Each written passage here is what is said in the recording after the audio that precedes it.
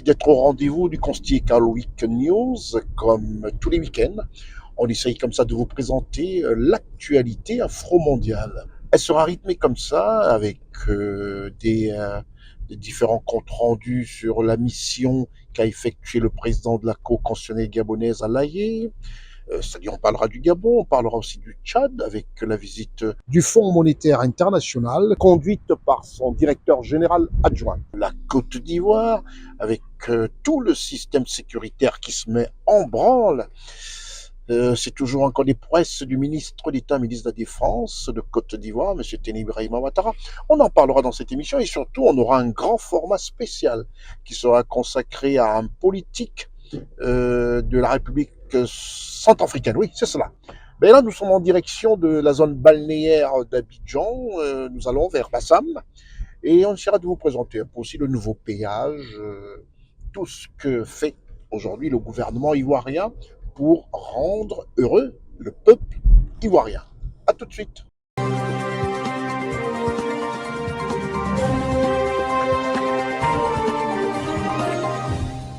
Nous avons décidé comme ça de commencer ce programme en vous présentant le top 9 des chefs d'État à la longévité au pouvoir. Pourquoi? Parce qu'il est important que les jeunes Africains prennent leur destin en main, que nous réfléchissions et que nous nous disions, ne faisons pas comme les Européens. L'Europe a été construite pendant un siècle. Ils ont construit leur pays. Les chefs d'État en Europe arrivent aujourd'hui pour faire du management. Par contre, les nôtres en Afrique arrivent pour construire nos pays, nos différents pays d'Afrique.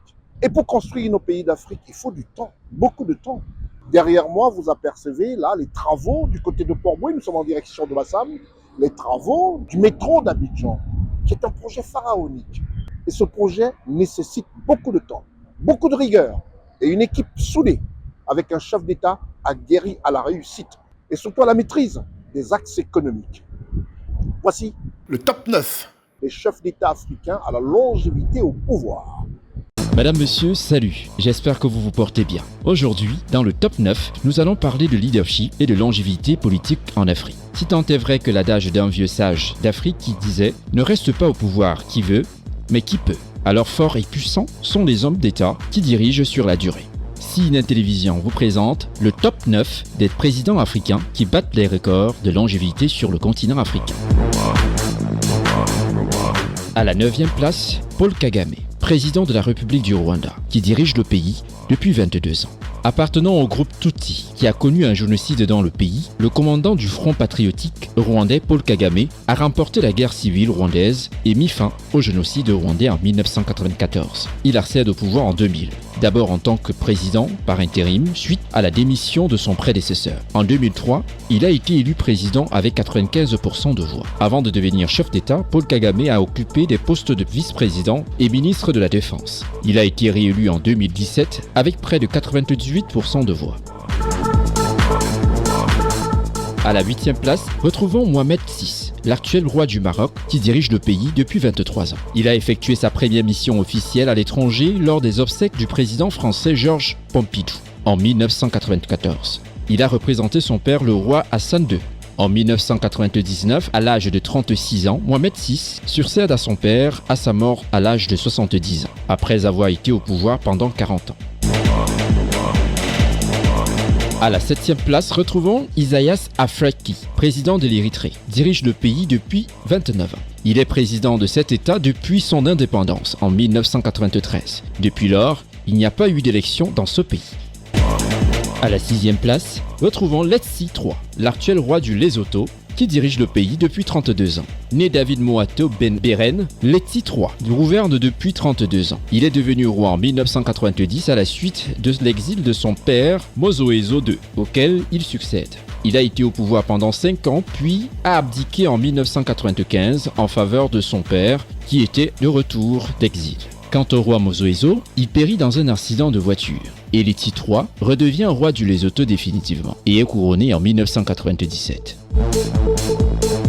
À la 5e position, Chouati III, l'actuel roi des Chouatini depuis 36 ans. Le roi actuel des Chouatini, qui a porté le nom Swaziland avant, Chouati III, a succédé à son père en 1986. Il avait 14 ans quand son père, le roi, est mort de pneumonie. C'est pour cette raison que les deux femmes du roi, Sobhuza II, ont exercé la régence pendant les 4 années suivantes, le temps que le prince poursuive son parcours scolaire. Aujourd'hui, le roi Chouati III a 54 ans et 23 enfants avec ses épouses. À la 4e position, Yoweri Museveni, président de l'Ouganda, qui dirige le pays depuis 37 ans. Il est arrivé au pouvoir en 1986 et gouverne le pays depuis lors. Âgé de 78 ans, Yoweri Museveni est considéré comme l'un des plus anciens dirigeants au pouvoir en Afrique et dans le monde. Il a été réélu en 2021 avec près de 58% de voix. En 3e position, Denis Sassou Nguesso, président de la République du Congo. Il est au pouvoir depuis 38 ans. Après une pause de 5 ans, en 1997, il est revenu au pouvoir en tant que président. Il a été réélu en 2021 avec près de 88% des voix. En 2e position, Paul Biya, président de la République du Cameroun, depuis 41 ans. Paul Biya gouverne le Cameroun depuis 1982. Il détient la 2e plus longue présence au pouvoir au monde. Depuis 2008, un amendement constitutionnel initié par Paul Biya permet au président de renouveler son mandat un nombre illimité de fois. Il a été réélu en 2018 avec près de 71% des voix. À la première position, Théodoro Obiangema Bazogo, président de la Guinée équatoriale depuis 43 ans. Arrivé au pouvoir en 1979, il détient désormais le record mondial de longévité au pouvoir pour un chef d'État encore vivant, sans prendre en compte les monarchies. Théodoro Obiangema Bazogo renverse son prédécesseur en 1979, Masingema Biogo Negendo, par un coup d'État. Il devient d'abord président du Conseil militaire suprême de 1979 à 1982, puis président de la République depuis 1982. Il a été réélu en 2022 avec près de 95% des voix. Madame, Messieurs, merci de nous avoir suivis. C'était le top 9 des chefs d'État africains avec une longévité record au pouvoir.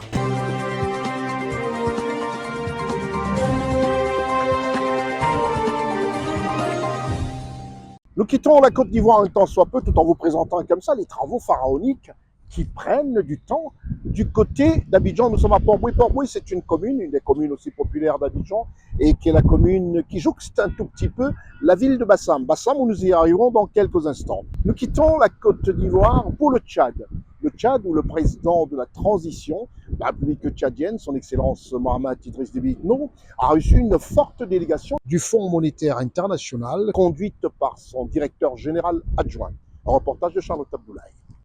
Le président de transition général Mohamed Idriss Déby Itno a accordé ce lundi 13 mars 2023 une audience à une délégation du Fonds monétaire international conduite par le directeur général adjoint Kenji Okamura. Les échanges ont porté sur les nouveaux appuis financiers du FMI au Tchad en cette deuxième phase de transition. Une rencontre qui entre en droite ligne des échanges avec la directrice générale Kristalina Georgieva lors du dernier déplacement du chef de l'État tchadien au siège du Fonds monétaire international le 16 décembre 2022.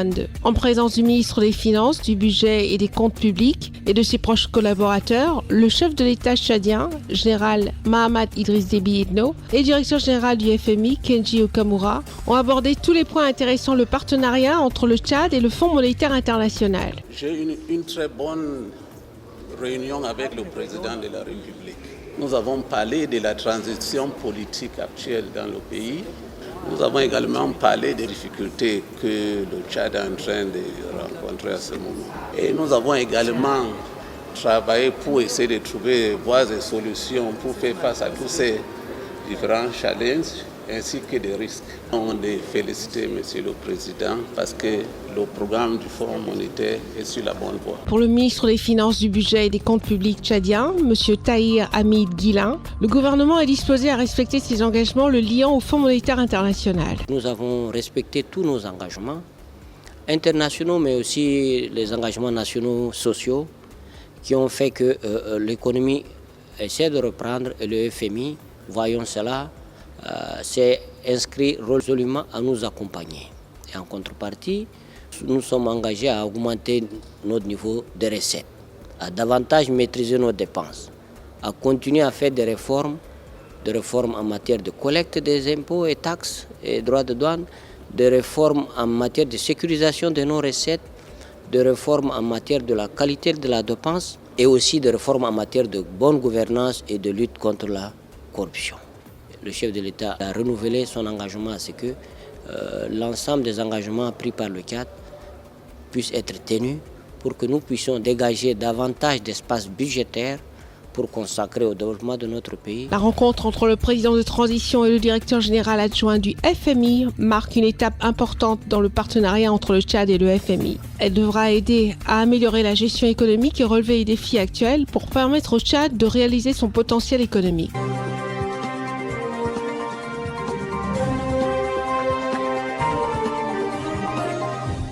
Le Palais de l'Unité a accueilli une rencontre de haut niveau entre le président de transition du Tchad, chef de l'État le général Mahamat Idriss Déby Itno, et son homologue camerounais, son Excellence Paul Biya. C'est la première rencontre en tête-à-tête entre les deux chefs d'État au Palais de l'Unité. La rencontre était cordiale et dénote les cordiales relations d'amitié et de coopération entre le Tchad et le Cameroun. La communauté économique et monétaire de l'Afrique centrale, les relations bilatérales, le continent africain et ses défis, la géopolitique mondiale. Les deux chefs d'État n'ont omis aucun sujet d'intérêt commun pour leurs pays respectifs. Le chef de l'État camerounais et son homologue tchadien ont avant tout souligné les liens d'amitié et de coopération qui existent entre le Cameroun et le Tchad, les deux pays frontaliers et alliés dans la lutte contre le terrorisme et l'insécurité dans la région du lac Tchad.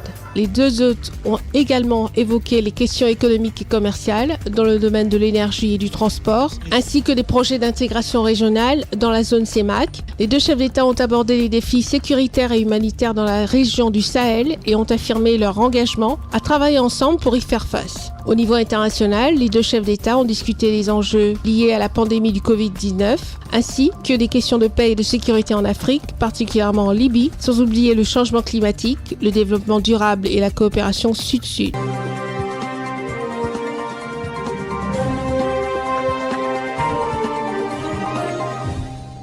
Ce soleil tape-long.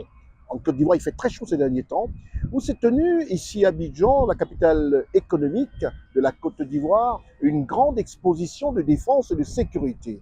Sous la houlette du ministre d'État, ministre de la Défense nationale, en présence du ministre de l'Intérieur et de la Sécurité nationale, sous l'œil très avisé de nos généraux et de nos officiers supérieurs, avec la présence d'une vingtaine d'entreprises françaises spécialisées dans le matériel de défense et de sécurité.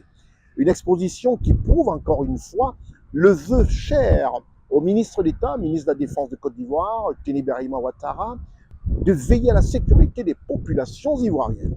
Un reportage de Koulibaly Ousmane.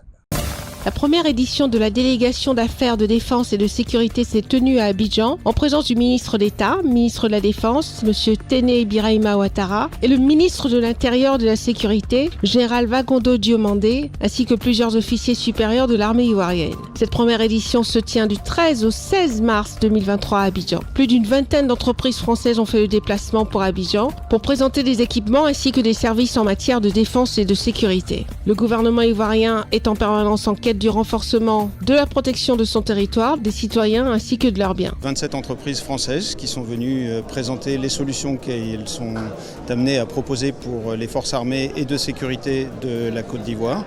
Et donc c'est une manifestation qui est organisée par la Banque publique d'investissement française. L'objectif est d'abord et avant tout effectivement de proposer des solutions, mais ces solutions doivent être accompagnées de formation, de moyens pour entretenir les matériels. L'objectif est bien de disposer de capacités opérationnelles pour les forces de Côte d'Ivoire. Le ministre d'État, ministre de la Défense, M. Tene Birahima Ouattara, au nom du Premier ministre chef du gouvernement, M. Patrick Hachi, a souhaité une cordiale bienvenue à tous les participants. Au nom de son Excellence, M. Patrick Hachi, Premier ministre de Côte d'Ivoire, bienvenue en terre ivoirienne. Ces échanges devront renforcer la collaboration entre les industries françaises de l'armement et les forces armées de Côte d'Ivoire pour faire face aux enjeux sécuritaires sur notre territoire et à nos frontières. Je souhaite des discussions franches, sans tabou, qui déboucheront sur des offres pertinentes, une flexibilité d'exécution et d'adaptation au contexte sécuritaire souvent versatile. Pour édifier les visiteurs, des séances de démonstration ont été faites sous le regard très attentif du ministre d'État, ministre de la Défense, M. Tene Birahima Ouattara.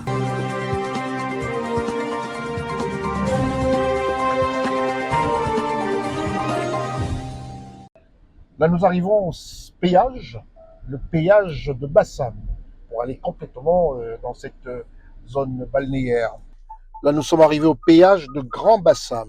C'est un péage, comme on aime bien voir aux États-Unis, le toll. Combien ça fait le péage? 1000 francs CFA, c'est le péage pour aller ou sortir de Bassam. Et là, nous sommes dans ce très beau péage qui porte encore une fois la griffe de celui que vous connaissez, le président Alassane Ouattara. Merci.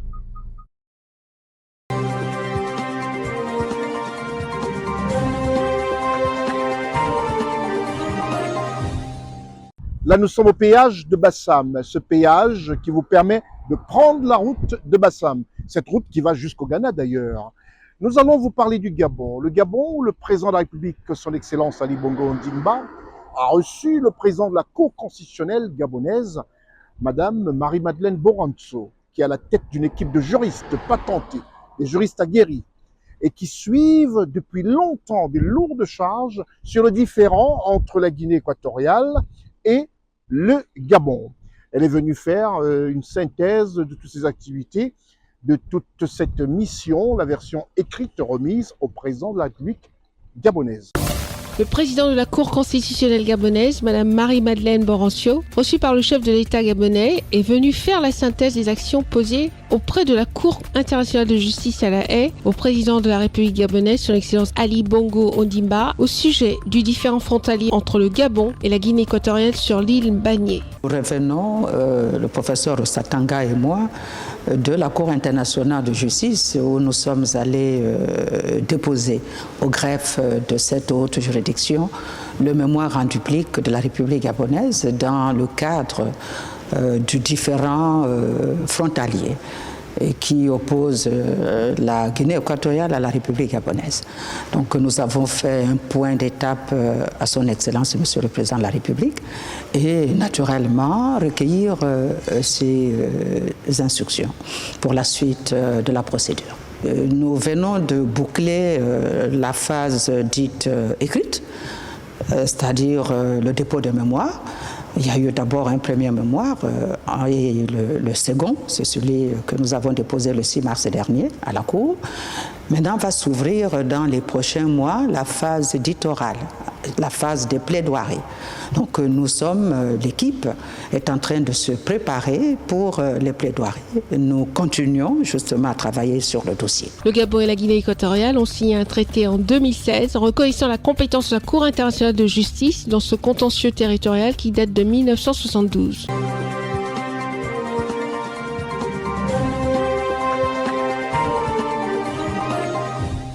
À l'occasion de la 70e journée mondiale des malades de la lèpre en Côte d'Ivoire, le Premier ministre, son Excellence Patrick Hachi, s'est rendu dans ce centre où on retrouve les malades de la lèpre. Et il a rassuré aussi bien les malades et les populations de la ferme volonté du gouvernement de lutter contre cette maladie. Un reportage de Kouakou, de Marcel Bassolé et de Koulibaly Ousmane. L'Institut Raoul Folero de Côte d'Ivoire est situé à une quinzaine de kilomètres d'Adzopé avec une capacité de 172 lits ouvert depuis 1943. Cet établissement a pour mission de soigner toutes les formes compliquées de la lèpre, une maladie infectieuse chronique causée par le bacille Mycobacterium leprae. Elle touche principalement la peau, les yeux ainsi que les nerfs périphériques. Lorsqu'on fait le diagnostic tôt, au stade de tache insensible, aussi bien à la douleur qu'à la piqûre, le malade guérit sans séquelles. Il faut qu'on détecte tôt pour éviter justement qu'il y ait des formes compliquées, donc qu'ils aient recours à l'Institut Raoul Folero. Les symptômes sont des taches cutanées rouges ou de couleur claire accompagnées d'une perte de sensibilité, d'un engourdissement et d'une faiblesse au niveau des mains et des pieds. Elle peut mettre entre 5 ans et 20 ans pour se manifester dans l'organisme du patient. La lèpre peut être guérie en 6 à 12 mois en suivant une thérapie multimédicamenteuse. Sans séquelles ou non, la réinsertion sociale reste une énigme. Les ex-malades de la lèpre restent sujets à stigmatisation, même déclarés non contagieux. Le lépreux, il faut le prendre comme tout le monde. Et même au jour d'aujourd'hui, puisque la maladie se guérit, il y a des malades qui guérissent, qui sont avec nous, mais on ne le sait pas. On va les introduire dans tous les programmes pour qu'ils soient des agents pour le zéro lèpre en Côte d'Ivoire. Donc on aura besoin de tout le monde. Ce sera pour eux une activité qui pourra aussi leur permettre de se valoriser dans la société. Pour cette journée mondiale des malades de la lèpre, le Premier ministre, chef du gouvernement de Côte d'Ivoire, s'est rendu à l'Institut Raoul Folero de Côte d'Ivoire où il a découvert avec admiration les œuvres artisanales conçues par les pensionnaires de l'Institut. Le Premier ministre, chef du gouvernement de Côte d'Ivoire, M. Patrick Achi, a exprimé la volonté du gouvernement ivoirien de combattre la lèpre à l'occasion de la 70e journée mondiale des malades de la lèpre le 12 mars 2023 à Adzopé. Traverser les épreuves que vous avez traversées, ce n'est pas quelque chose de facile à la vie de tout le monde. Mais vous avez fait preuve de courage, d'endurance et de résilience. Aujourd'hui, vous êtes considérés comme guéris. Vous avez la capacité maintenant d'entrer dans la vie et de vous insérer. Et notre rôle, c'est de vous aider à vous insérer. Nous serons là, à côté de vous, côte à côte, pour marcher ensemble sur le reste du chemin que vous avez à parcourir. Je voudrais également vous féliciter pour toutes ces œuvres que vous avez réalisées, que nous vous aiderons à commercialiser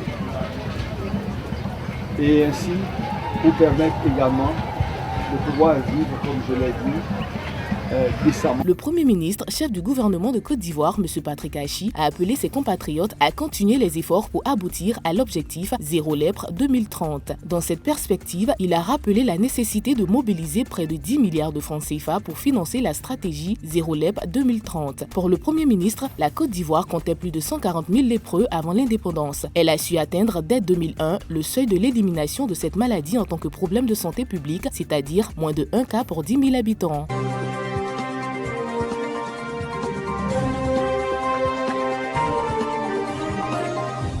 Ce mercredi 15 mars 2023, à l'Académie régionale des sciences et techniques de la mer, 6 à Yopougon, district d'Abidjan, le Premier ministre, chef du gouvernement, M. Patrick Achi, a présidé à la cérémonie de remise des attestations de fin de formation à 1000 jeunes formés au métier de la mer et de l'industrie. Ils reçoivent leur attestation des mains du Premier ministre, chef du gouvernement, M. Patrick Achi, et d'autres membres du gouvernement. Ces jeunes sont les bénéficiaires d'un programme national d'apprentissage et de reconversion qui a mis en formation des déscolarisés sur ce site dédié au métier de la mer. Sur les 1000 jeunes qui ont été formés, au bout donc de 2 mois, c'est-à-dire au 28 février, il y a 438 jeunes qui sont en insertion, soit à travers un CDD, un CDI, ou en stage pré-emploi, ou donc au sein d'une entreprise, ce qui représente un taux d'insertion de 43,8%.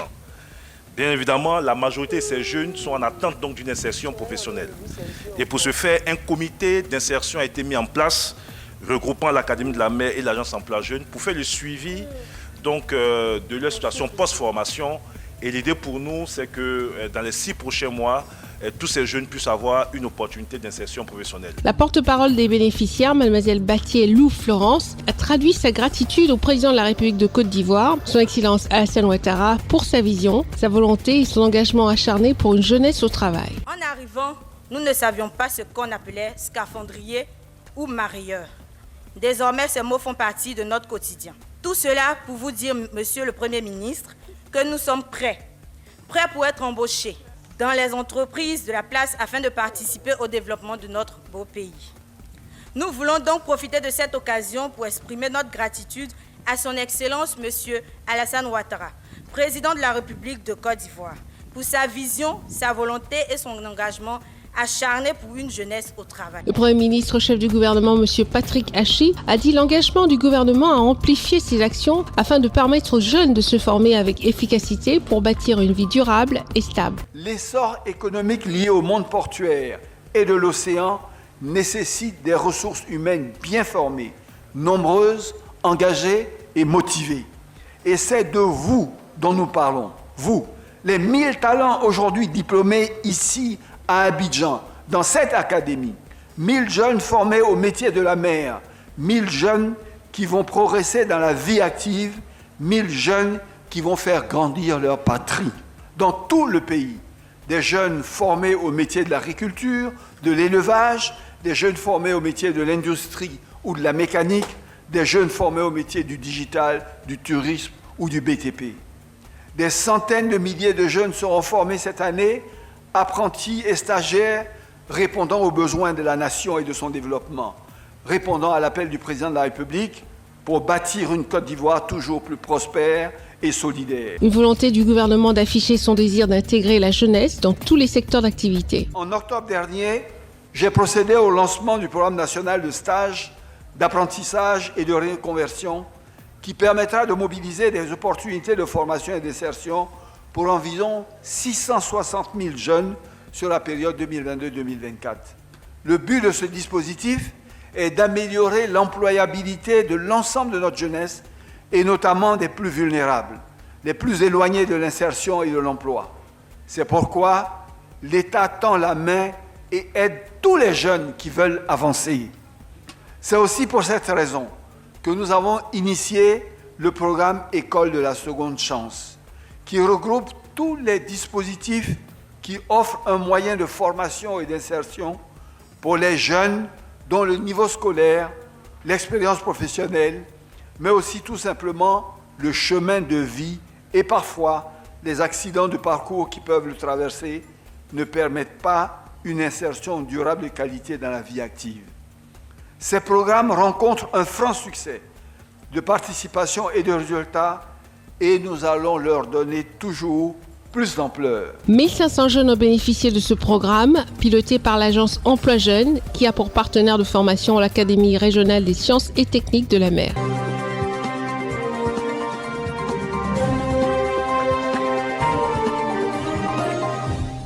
L'ONG Confrères Journalistes est une ONG qui regroupe les journalistes et les communicateurs de la République de Côte d'Ivoire. Cette ONG dont les membres ont décidé de se rendre tous à la ACA, au siège de la ACA, à savoir la haute autorité de la communication audiovisuelle de Côte d'Ivoire, pour se rendre compte réellement de qu'est-ce que c'est la ACA et que fait la ACA et comment est constituée la ACA. Toucher du doigt tout ce que fait la ACA.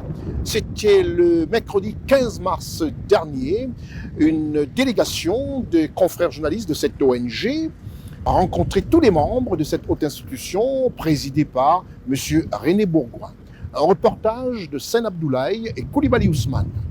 Tout a commencé ce mercredi 15 mars 2023 à 10h par une visite guidée sous la conduite de Madame Kanga, conseiller technique en charge des études et de la prospective, en présence du président de la dite institution, M. René Bourgoin, qu'entouraient les membres de la respectable ONG de Côte d'Ivoire, confrères journalistes. Une visite guidée des salles et systèmes de contrôle et de veille qui ont étonné certains, surpris d'autres et rassuré la plupart des membres de l'ONG sur le large éventail du travail abattu par le personnel de la haute autorité de la communication audiovisuelle en Côte d'Ivoire.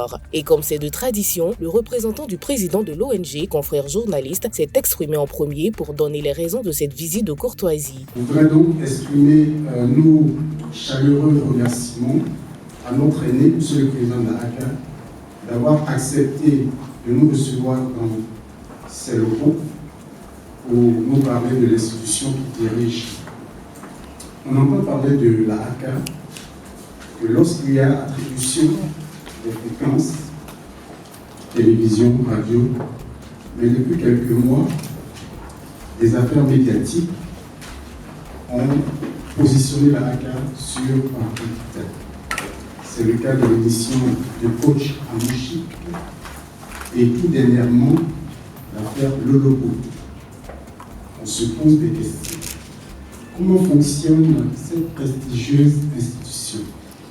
Comment gère-t-elle ces scandales télévisés que retrouvent les internautes?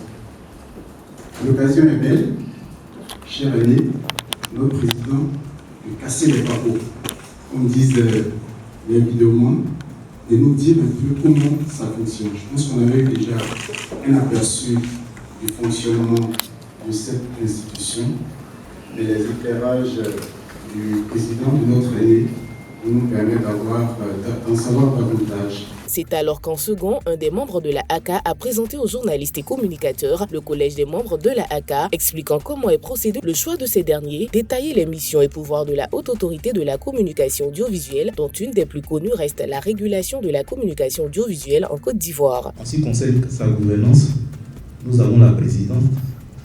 La ACA est dirigée par un président, Maître René Bourgoin, nommé par décret pris en conseil des ministres sur présentation du ministre en charge de la communication pour un mandat d'une durée de 6 ans non renouvelable. En ce qui concerne le collège, nous avons un collège qui constitue l'organe délibérant, qui est composé de 13 membres. Au titre de ces membres, nous avons un membre professionnel de la communication désigné par le président de la République, qui assure la fonction de président. Nous avons un membre qui est désigné par le président de l'Assemblée nationale, un membre qui est désigné par le président du Conseil économique, social, environnemental et culturel, un magistrat désigné par le Conseil supérieur de la magistrature, un membre désigné par le ministre chargé de la communication, un membre désigné par le ministre chargé de l'économie et des finances, un membre qui est désigné par le ministre chargé du budget, un membre désigné par le ministre chargé de la culture, un membre désigné par les associations de défense des droits de l'homme et 4 membres désignés par les organismes professionnels de la communication audiovisuelle, dont un journaliste professionnel de l'audiovisuel, un ingénieur des médias et un professionnel de la production. Donc, à l'exception de celle de président, la fonction de membre à la ACA n'est pas permanente. En ce qui concerne l'administration, nous avons au sein de l'administration une direction générale qui est dirigée par un directeur général. Celui-ci est nommé par décret pris en conseil des ministres sur proposition du président de la ACA et sur présentation du ministre chargé de la communication. S'il est à noter que le président de la Haute Autorité de la Communication Audiovisuelle est nommé par décret pris en Conseil des ministres sur présentation du ministère chargé de la communication pour un mandat de 6 ans non renouvelable, M. René Bourgoin, président de la ACA, est revenu brièvement sur les missions de cette haute institution afin que nul n'en ignore. La loi dit que la ACA est chargée notamment de garantir et d'assurer la liberté et la protection de la communication audiovisuelle.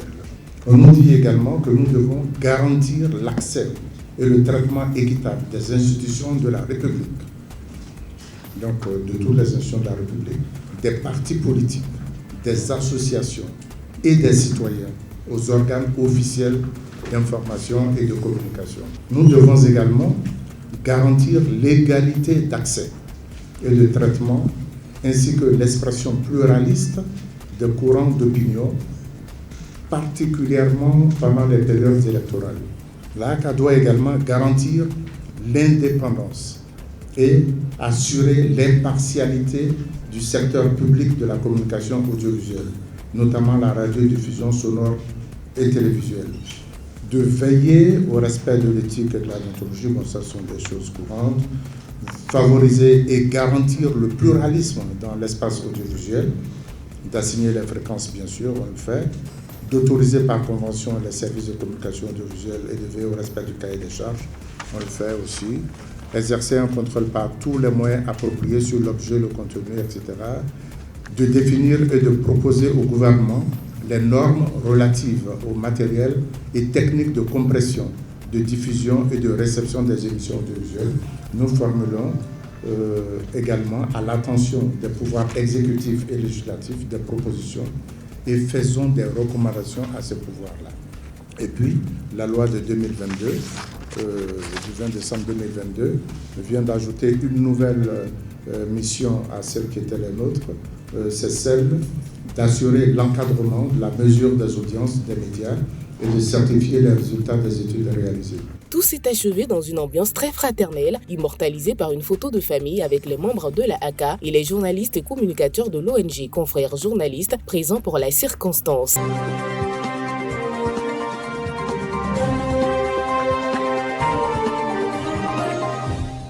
Vous nous regardez à travers les 54 pays d'Afrique. Certains auraient pu me demander où sommes-nous. C'est vrai que nous sommes face au lycée d'excellence Alassane Ouattara à Bassa. C'est un lycée d'excellence, un lycée où on veut cultiver l'excellence africaine. L'Intelligent d'Abidjan est un tabloïd qui fêtera en 2023 cette année ses 20 ans d'existence. 2 décennies, c'est tout un mérite pour un magazine porté comme ça de main de maître par son éditeur Alafé Ouattara. Le 2 septembre sera le couronnement avec des colloques, séminaires et toute autre organisation qui verront un afflux d'intellectuels, d'hommes de presse. Et surtout, ce 20e anniversaire sera ponctué par un dîner gala le 2 septembre, ici même à Abidjan, en Côte d'Ivoire, avec une vingtaine de stars pour marquer les 20 ans de l'Intelligent. Un reportage pour marquer un peu cette année anniversaire de Raoul Sankoé.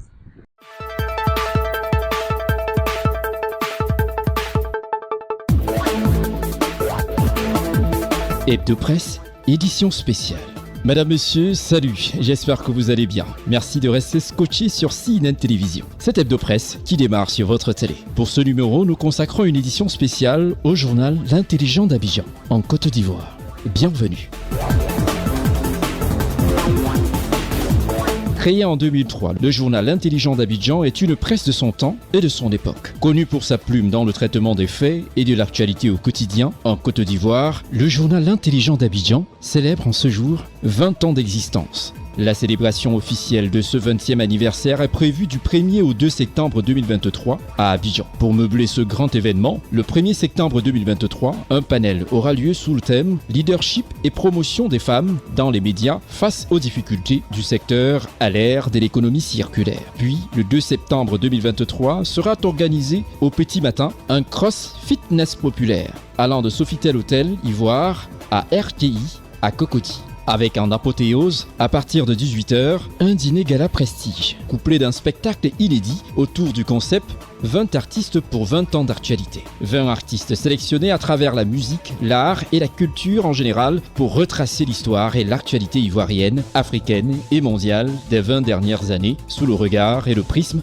de l'Intelligent d'Abidjan. Durant ce grand moment, l'Intelligent deviendra l'Intelligent d'Abidjan en 2 mots, en attendant de devenir l'Intelligent d'Abidjan en un seul mot. L'aventure continue donc avec l'Intelligent d'Abidjan. Chers téléspectateurs de la télévision CNN, en attendant le 1er et le 2 septembre 2023 pour célébrer ce 20e anniversaire, je vous propose de faire un flashback sur les quelques grandes unes proposées par le quotidien L'Intelligent d'Abidjan ces dernières années.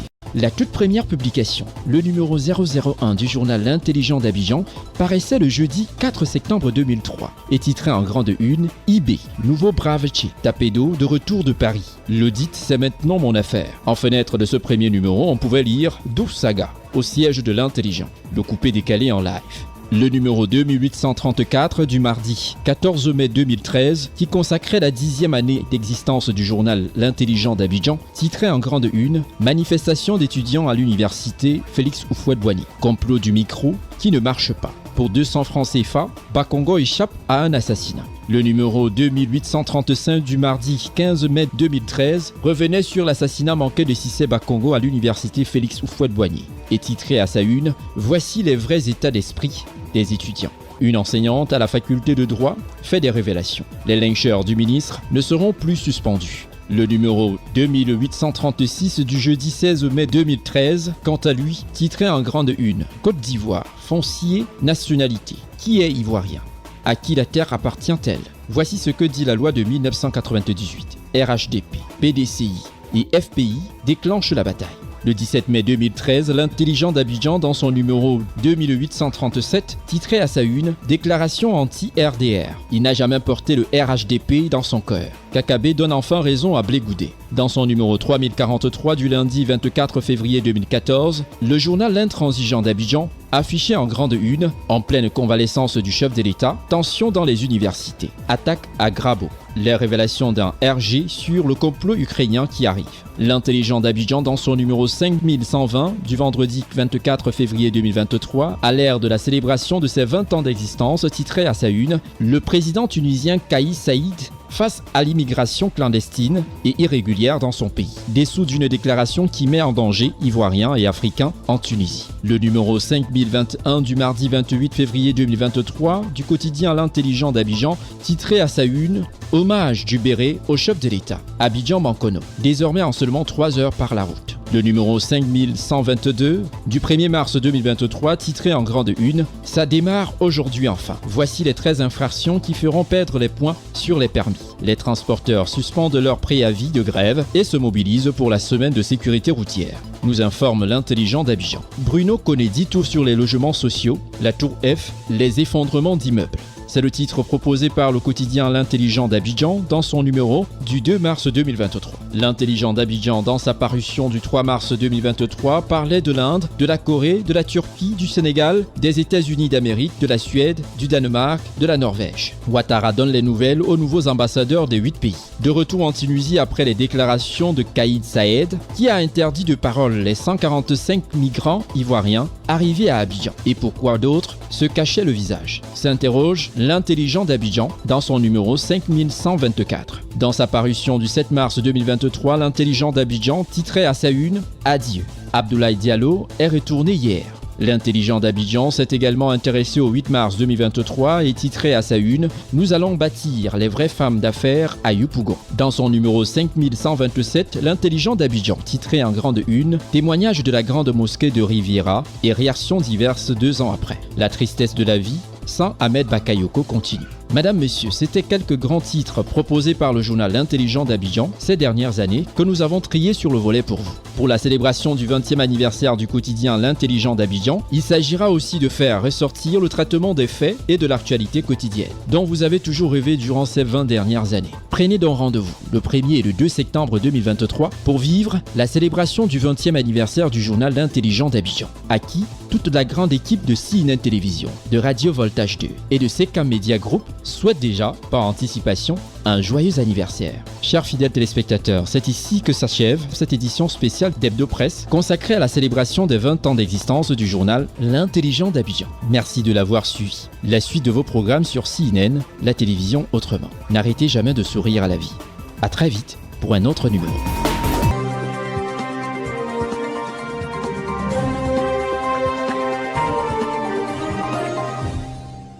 Les 20 ans de l'intelligent, nous serons tous là. Restez avec nous, c'est l'heure du grand format.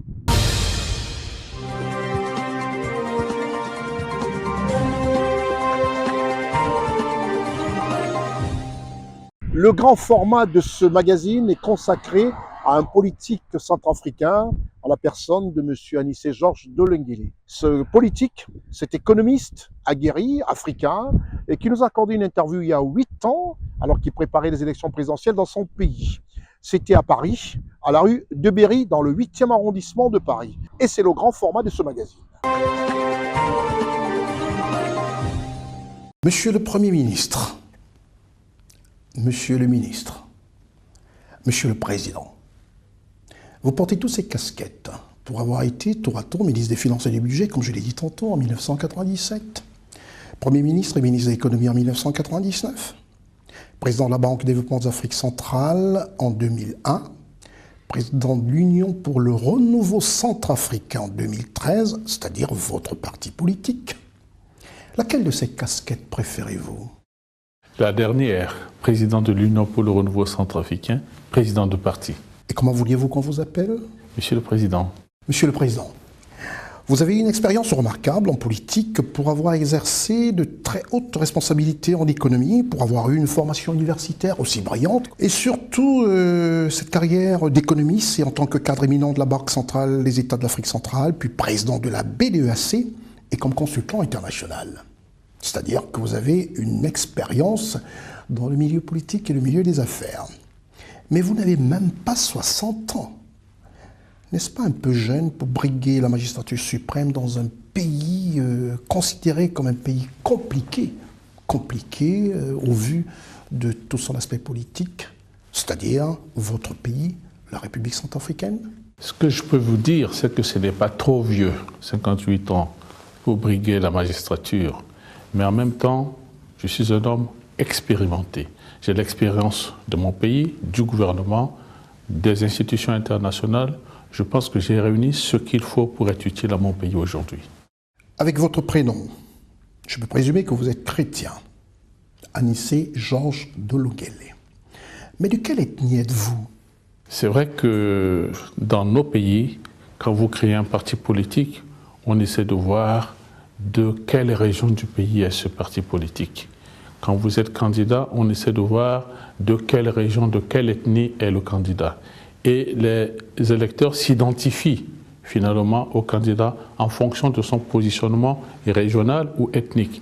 Dans mon cas, j'ai la chance d'être issu de plusieurs ethnies un peu partout dans le pays. Et quand vous prenez mon épouse et moi, on se retrouve à couvrir tout le pays en termes ethniques.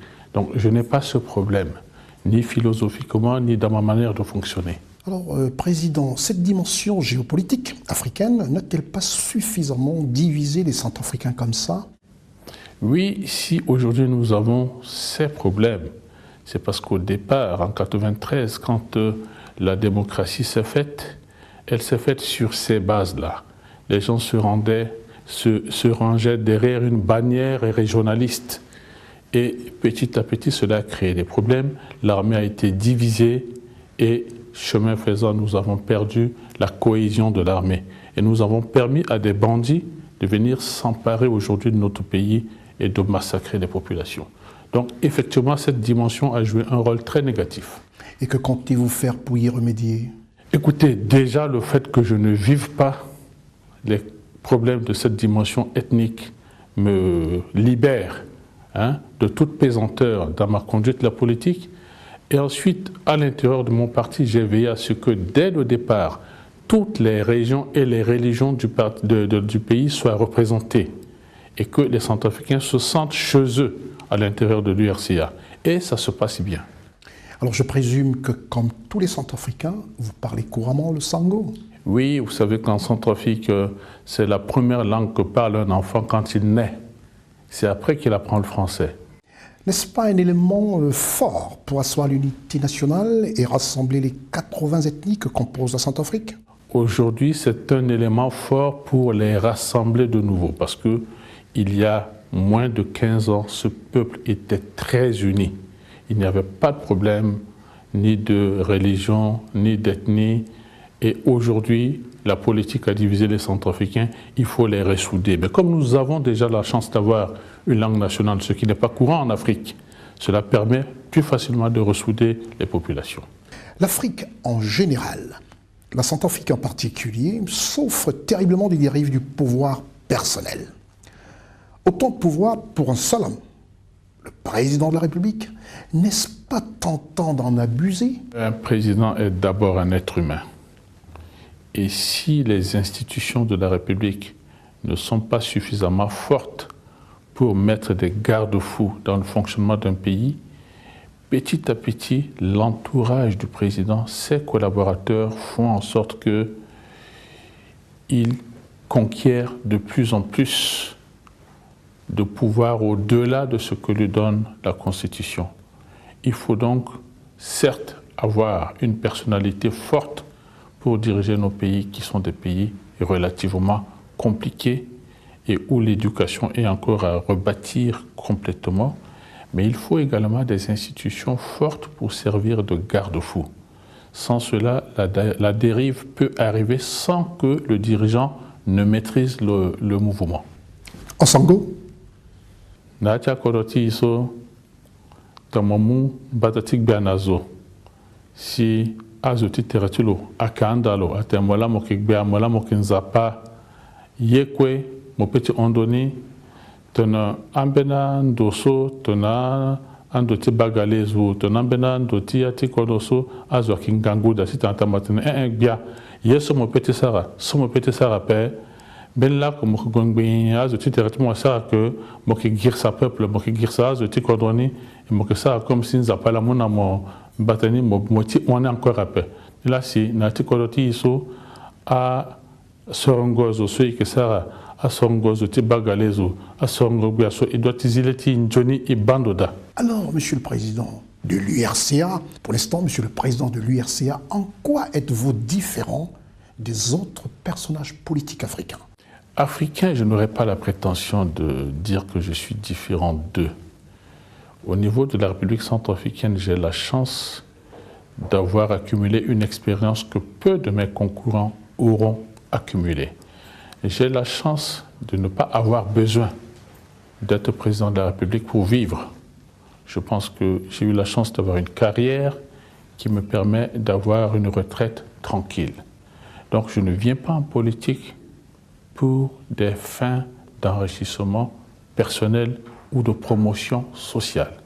Je viens parce que j'estime qu'à ce moment de ma vie, en fonction de ce que mon pays m'a donné, il est temps que je restitue au pays tout ce qu'il m'a donné et tout ce que j'ai accumulé comme expérience. Alors c'est vrai que je vous demandais comment êtes-vous différent, comment vous sentez-vous différent des autres personnages politiques africains, mais la question que le peuple, les Centrafricains qui nous regardent, aimeraient être vraiment rassurés. Alors, c'est celle-ci. Comment allez-vous faire pour assurer les populations sur ce point essentiel, qui est aussi à l'origine de toutes les guerres en Centrafrique? Le problème centrafricain est essentiellement un problème économique. Dans un pays où petit à petit on a détruit l'éducation, où les enfants grandissent en étant des semi-lettrés, où ils n'ont aucune perspective, où avec les différentes crises politico-militaires, toutes les entreprises ont été détruites. Et donc l'État n'a plus d'entreprise pour payer les impôts et lui permettre de faire face aux dépenses régaliennes. Dans un pays comme ça, si vous ne relancez pas l'économie, vous pouvez organiser autant de forats de réconciliation que vous voulez, les crises reviendront. Parce que les jeunes ont besoin de perspectives et ils n'en ont pas.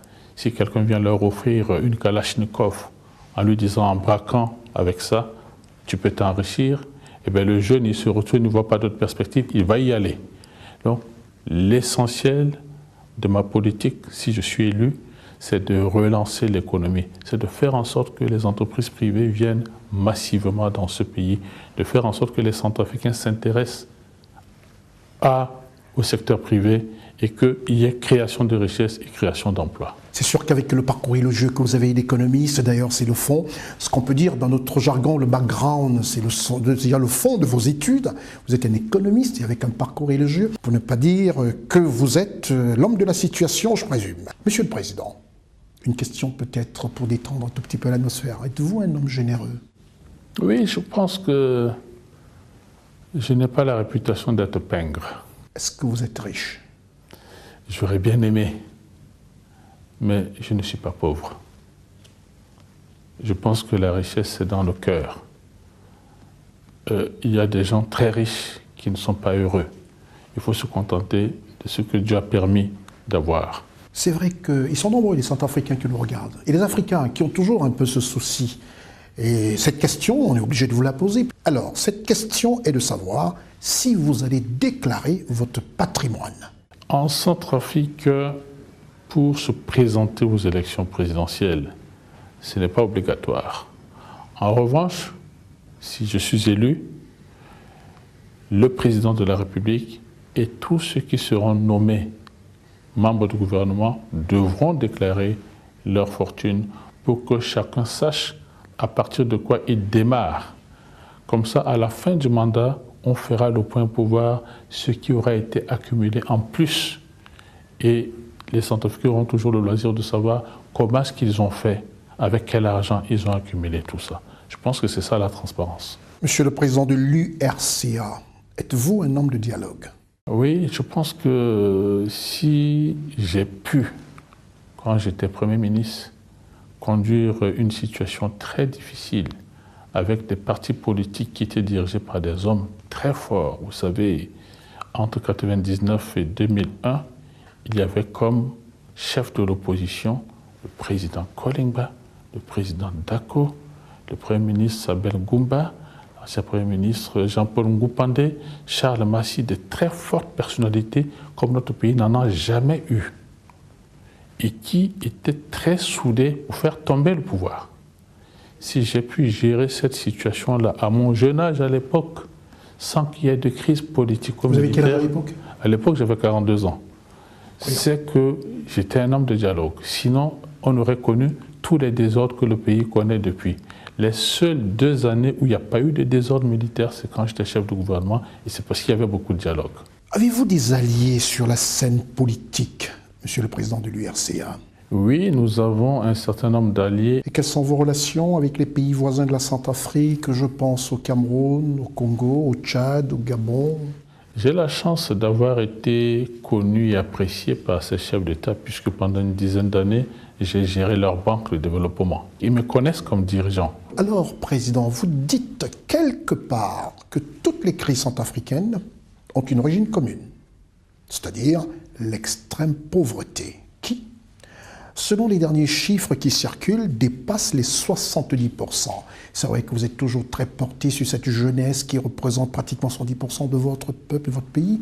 On le remarque d'ailleurs, déjà vous, avec votre longue expérience, on se rend compte que vous êtes toujours jeune parce que vous n'avez que 58 ans. Alors que vous accumulez déjà un passif, je dirais, une expérience lourde politiquement et dans le milieu des affaires. Combien de temps, Monsieur le Président de l'URCA, peut-on commencer à venir à bout d'une telle situation de crise aiguë, économiquement parlant? Ça peut aller très vite. Surtout que là, c'est votre domaine, hein, c'est le domaine économique. Oui, ça peut aller très vite. Ça peut aller très vite parce que vous voyez, quand un peuple touche le fond et que chaque habitant a réellement le sentiment qu'on a touché le fond, chacun se demande comment peut-on en sortir. Il y a quelques années, il y avait encore le sentiment que tout pouvait aller. Mais en réalité, aujourd'hui, les gens se rendent compte qu'on a touché le fond. Donc, la volonté est commune de s'en sortir. Et quand la volonté est commune de s'en sortir, ça permet à l'État de prendre des mesures qui peuvent être très fermes. Et c'est la fermeté qui fera qu'il y aura de la vitesse dans l'implantation des, des réformes économiques. C'est l'économiste qui parle ou le politique qui parle? Les deux. Les deux. Ouais, je pense que sans fermeté, on ne peut pas diriger un pays qui a connu une telle destruction des valeurs. Il faut beaucoup de fermeté, mais avec l'adhésion de la population. Et les souffrances qu'elles vivent font que aujourd'hui la population adhère à tout ce qui peut les sortir de là. Et le dirigeant doit en profiter pour prendre des bonnes mesures, les implanter avec fermeté et faire en sorte que tout le monde adhère et que ça aille vite. Un pour tous. Tous pour un. Tous pour un. Un pour tous, tous pour un. C'est la devise slogan de votre parti, l'URCA. C'est le parti bleu. Monsieur le Président, je dirais, avec votre permission, et comme vous êtes d'une humilité, je n'arrêterai pas de le répéter pour les Centrafricains, c'est un homme d'une humilité légendaire, Monsieur Anissé Georges Delegele. Monsieur le Président, votre projet pour rénover la Centrafrique s'articule autour de 3 grands axes. 3 grands chantiers, je dirais. La sécurité, la justice et l'économie. Pourquoi? Quand on a posé ces 3 chantiers, il y en a d'autres. Parce que sans éducation, vous n'aurez personne pour tirer l'économie vers le haut. Mais je vous ai dit au départ qu'il fallait que l'économie redémarre. L'économie ne redémarrera jamais s'il n'y a pas de sécurité. Parce que les entreprises en ont marre d'être pillées, d'être cassées. Chaque fois qu'on investit, on sait que dans tous les cas, quand il y a une crise, l'entreprise sera cassée. C'est quelque chose que beaucoup d'hommes d'affaires ont intégré en Centrafrique depuis maintenant 20 ans. À chaque crise, les Centrafricains pillent. Et donc, il faut une sécurité qui garantisse l'investissement. Donc, l'usine, la sécurité de ceux qui viennent d'ailleurs dans le pays pour investir. Il faut la justice. Parce que quand vous mettez 1 centime dans une affaire, il faut être sûr que quand vous aurez des litiges avec l'administration, quand vous avez raison, que la justice vous donne raison. Et non pas que vous deveniez une vache à lait et que chacun cherche à tirer le maximum du peu que vous avez investi dans le pays. Ça rassure tout le monde. Et enfin, une fois que vous avez réuni ces conditions et que vous avez créé un cadre où les jeunes sachent faire quelque chose de leur vie, notamment dans les petits métiers techniques, vous donnez une chance aux entreprises de s'installer dans ce pays et à l'économie de repartir. Monsieur le Président, vous êtes invité dans cette émission à bâton rompu, une interview que vous nous accordez, et j'espère que les Centrafricains écoutent, regardent, parce que votre parcours est très élogieux, vous êtes ce qu'on appelle vraiment une tête bien remplie, des brillantes études, une belle carrière, et vous avez coutume de dire, je l'ai entendu le plus souvent avec toujours beaucoup d'humilité, que la seule période où on n'a pas entendu des kalachnikovs ou des bruits de tir dans votre pays a été votre passage à la primature, c'est bien cela? Oui, c'est ça, ça passe inaperçu. Ça passe inaperçu parce qu'en fait, ne pas entendre des coups de feu, c'est quelque chose de normal. Donc comme c'est normal, ça passe inaperçu. Il se trouve simplement que depuis 1996 jusqu'à aujourd'hui, on n'a entendu que des coups de feu dans ce pays, que des rébellions armées. Avant, c'était les mutineries, qui étaient des mutineries politiques. Et ensuite, nous avons connu série de coups d'État, des rébellions. Donc en permanence, le pays a été secoué par des désordres armés. Donc les gens ont tendance à oublier ces 2 années, parce que c'était 2 années normales. Et je le rappelle pour leur dire que justement, nous devons redevenir un pays normal. Et que les coups de feu, les rébellions, les coups d'État, ce n'est pas le fait de pays normal. Quel a été votre secret pour que pendant cette période où vous étiez Premier ministre, chef du gouvernement, qu'il n'y ait pas eu de coup de feu, qu'il n'y ait pas eu de troubles dans cette Centrafrique? Justice dans le traitement de fonctionnaires, justice dans le recrutement des jeunes, équité dans le dialogue avec les partis politiques, beaucoup d'écoute, beaucoup de rigueur, beaucoup de fermeté. Je pense qu'il faut un mix de tout ça pour que... parce que c'était une période où la vie politique était agitée. Ce n'est pas les crises qui ont manqué.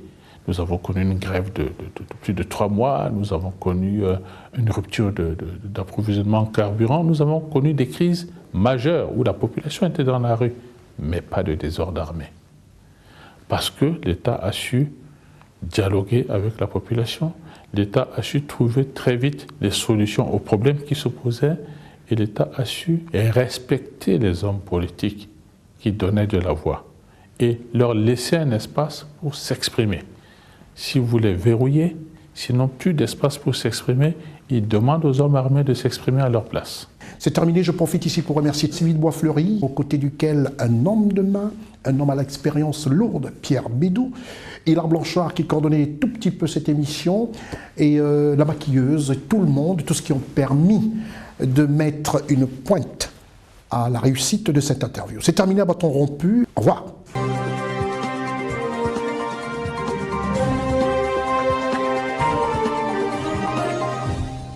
C'est terminé pour cette émission. Moussa Ngom, Sen Abdoulaye, Koulibaly Ousmane, Kwaku Dorcas et Marcel Bassolé du côté d'Abidjan. Sans oublier Raman Kol, Raoul Sonkwe, Gozo Richard, Charlotte Abdoulaye et Eric Bikek. Au revoir.